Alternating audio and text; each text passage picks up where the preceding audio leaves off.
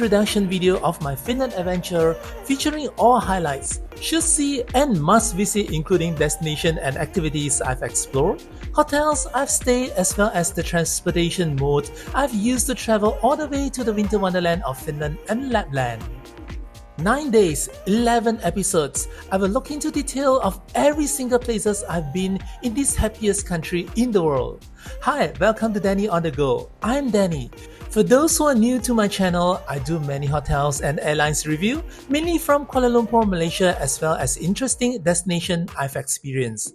So without wasting any more time, let's dive into my Finland adventure introduction in 14 seconds from now.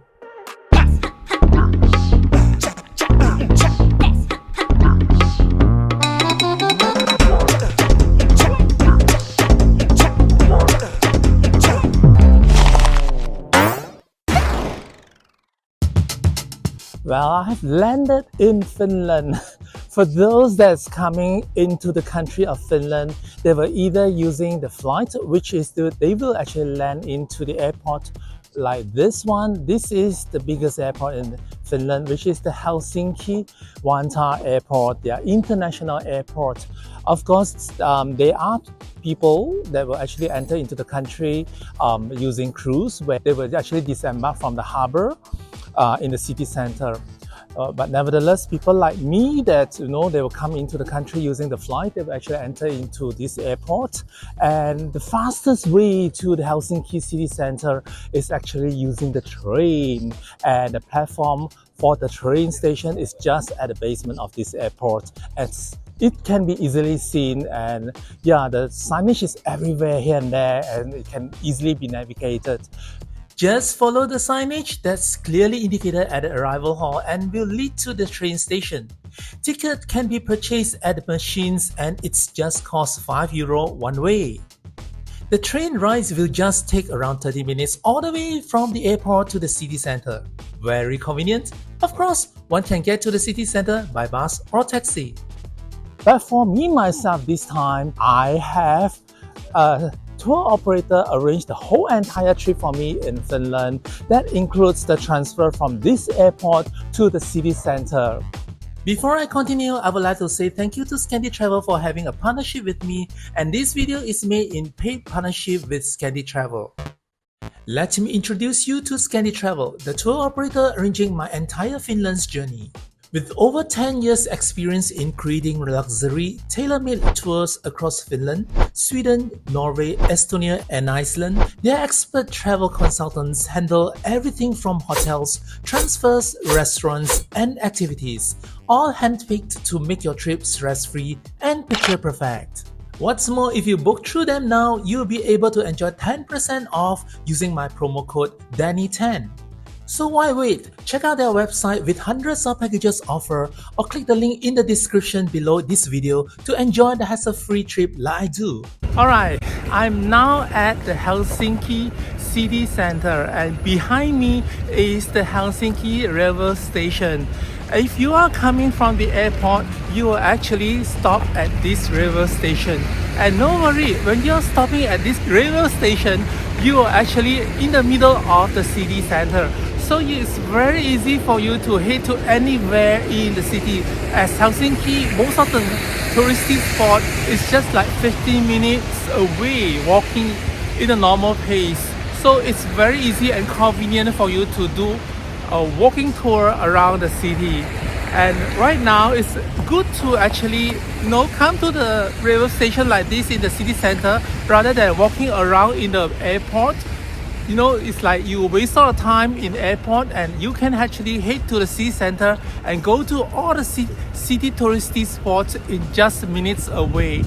I have a video specifically telling you what to do in Helsinki in 12 hours that will be out on 15th of March. So do stay tuned and hit the subscribe button so you won't miss any of my coming videos. But right now, let me show you some of the highlights and must-see places when you're in Helsinki. There are 3 churches or cathedrals in Helsinki that's a must to visit. I call it the white, the red and the bronze. First is the Helsinki Cathedral, which is one of the main landmarks in Helsinki. This is a Lutheran cathedral where its striking white facade with the green domes topped with golden crosses on it, make it visible even from far. In front is a big space called Senate Square, where many events are held here annually like Independence Day celebration, concerts, or even Christmas market. The second cathedral is the Uspensky Cathedral, the second largest Orthodox church in Northern and Western Europe. It's built up with 700,000 red bricks that inspire with Russian design architecture, which is also shows the Russian Empire influence in the country when it was built. This can be easily recognized with the golden onion dome on the church. The third cathedral is the Templacchio Church, or what we used to call the Rock Church. It's built literally inside a granite solid rock, and it doesn't show any grandness from outside until one walks inside. It's spacious with no pillar and feels it's like a modern orchestra hall. Why I'm saying it's bronze? Well, look at the ceiling. It has a stunning copper dome that covers the entire hall with a size of 24 meters. Helsinki has more than just churches around. Street stalls and indoor markets for local delicacies like salmon soup, the one and only sauna ferry wheels in the world, Skyview Helsinki, walking along the beautiful Esplanade Park, also called Champs-Élysées of Helsinki. Get inspired in the coolest library in the world, Udi Library, and not to miss is to pay a visit to the famous Moomin shop.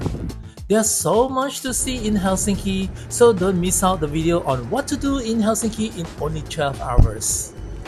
For those who have more time to spend in the country, it's advisable to get a convenient hotel to stay. There are tons of hotels to choose from in Helsinki, ranging from apartments to 5-star hotels. On my trip to Helsinki, I chose this hotel behind me, the Scandic Grand Central of Helsinki. Even though it's just a 4-star hotel, it can compete with all the 5-star hotels around the city. Want to know why? I have a video specifically on the review of this hotel that will be coming out on the 22nd of March. So do stay tuned by hitting the subscribe button as you won't miss any of my video. And what is more is, I never choose this hotel by myself. Scandi Travel choose for me. So having a good ground operator is very important so that you will be hassle-free and focus on what you need to do and see in a beautiful city like this. My trip is incomplete without crossing the Arctic Circle. Since I'm staying beside the railway station, I will make use of it by taking the night express train all the way to the Lapland of Finland to see the Santa Claus. The Helsinki Central Railway Station was opened in 1919, way before my grandfather was born. It has gone through the hard time of World War II, where this place served as the main hub to transport military and civilians as well as supplies during that time. It was bombed seriously during the time, but was repaired after that, thanks to the robust design where it's mainly built with red granite. From outside, you can see how massively huge this place is with the Art Nouveau design. One will not miss the lantern bearer, 4 massive granite statues holding an orbs each, representing as guardians to all travelers, which including me.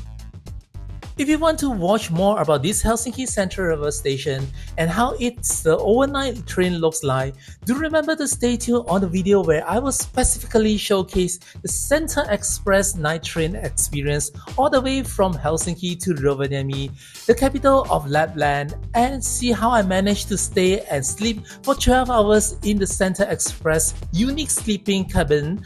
And of course, there are some important tips for those intent to get into this train. After 12 hours train ride, I finally reached to the capital of Lapland, Rovaniemi. First and foremost, I have to drop my luggage in the hotel, and I'm going to stay in this 4-star hotel in Rovaniemi, Pojanhovi Scandi Hotel. There are many hotels to choose from in this city, and this hotel may not look new, but in fact very old. How old? Well, will you believe if I tell you this is the very first hotel opened in Northern Europe? Yes, this hotel was opened in 1936 and was completely destroyed during World War II together with the city of Rovaniemi, and of course rebuilt and become one of the landmark hotels in Rovaniemi. It is the first hotel that has an elevator in the country, and during my visit, this hotel just completed its thoroughly refurbishment, which begins in April last year. Want to know more about this legendary hotel? I have a complete review of this hotel video coming out on 19th of April, where I will showcase the room I've stayed as well as other common areas including the newly opened gym in the hotel. Over a year, there are 500,000 of people coming to this Santa Claus Village. It's the reason why is because this is the hometown of Santa Claus. There are many comments throughout the years telling that this place is a tourist trap where it's really expensive to visit. From crossing the Arctic Circle border, sending postcards in the Santa Post Office, interesting activities like reindeer and huskies ride, children playground, snowman wonderland, to meeting Santa Claus himself, and of course public toilet. Are they really free or not? In my specific video of Santa Claus Village, what you can do for free here and what are not, I will tell you that is this place really worth for a visit or not. Also, due to the overwhelming of the crowds coming every day, especially the Christmas season in December, I will also let you know which part of activity should you head to first to avoid the crowd. So remember to check out this video that will be coming out on the 26th April, and do hit the subscribe button so you won't miss any of my video. Back to Rovaniemi. In this lively capital of Lapland, there's so much to see, and walking around can be very relaxing. Even the weather can be very extreme in winter like now. Even Christmas is over, the mood is always lingering around, especially with the lighting and snow around in the city.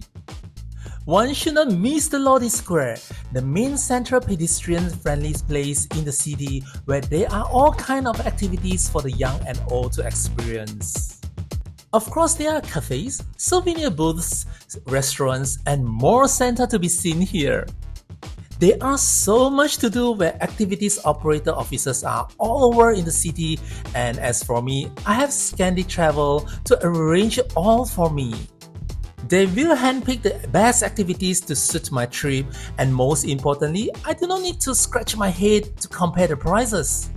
On my another specific video called Explore Rovaniemi and Lapland Safari, I will try my luck to see if I can get a glimpse of the Northern Lights, where I will be joining a specific tour out to the woods to hunt for this beautiful yet unpredictable natural phenomena, where one should go for it once in a lifetime, as well as my first snowmobile ride on a frozen river.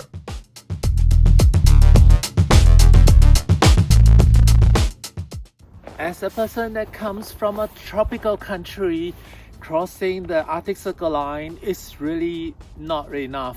I'm a little bit greedy. I just want to move into the Arctic Circle, more of it.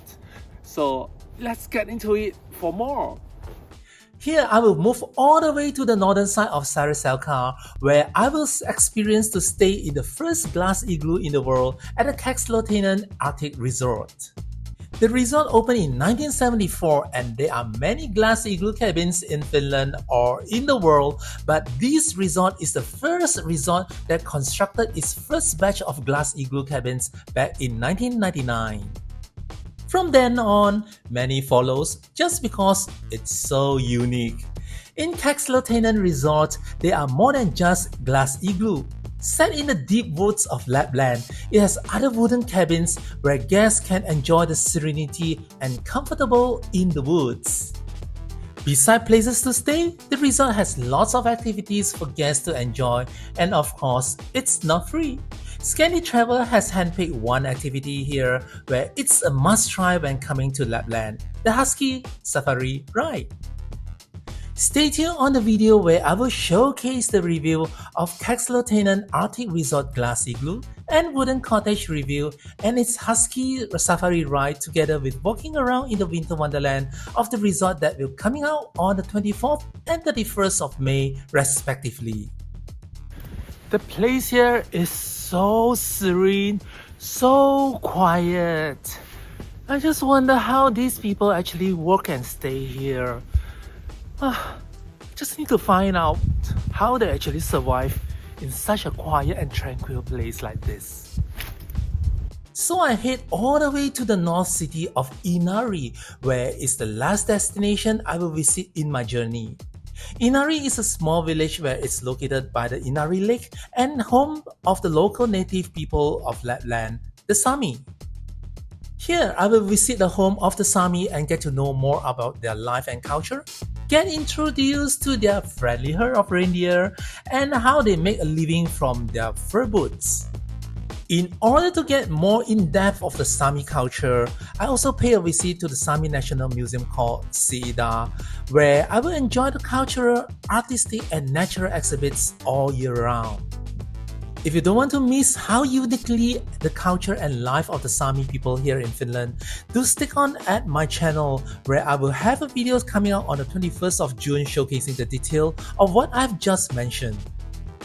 As a hotel reviewer, I will not miss the chance to review the hotel I've stayed in Ivalo, where it's supposed to be the nugget of gold set in the far north of Ivalo, Lapland in Finland.